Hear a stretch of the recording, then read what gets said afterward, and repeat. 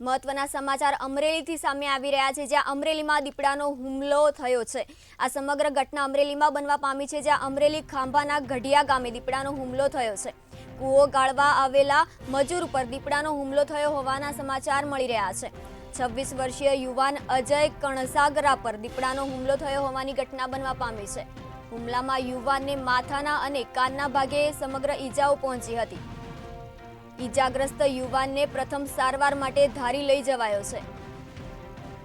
અમરેલીમાં દીપડાનો હુમલાનો મામલો સામે આવ્યો છે, જ્યાં વધુ સારવાર માટે અમરેલી સિવિલ હોસ્પિટલમાં આ યુવાનને રિફર કરવામાં આવ્યો છે। વન વિભાગ દ્વારા વિસ્તારમાં પાંજરા ગોઠવવામાં આવ્યા છે। કૂવો ગાળવા આવેલા મજૂર ઉપર દીપડાએ હુમલો કર્યો હોવાની ઘટના બનવા પામી છે। 26 વર્ષીય યુવાન અજય કણસાગરા પર દીપડાનો હુમલો થયો હોવાની ઘટના સામે આવી છે। હુમલામાં યુવાનને માથાના અને કાનના ભાગે ઈજાઓ પહોંચી હતી। અમરેલીના આ સમાચાર સામે આવી રહ્યા છે, જ્યાં ખાંભાના ગઢિયા ગામે દીપડાનો હુમલો થયો હોવાના સમાચાર મળી રહ્યા છે।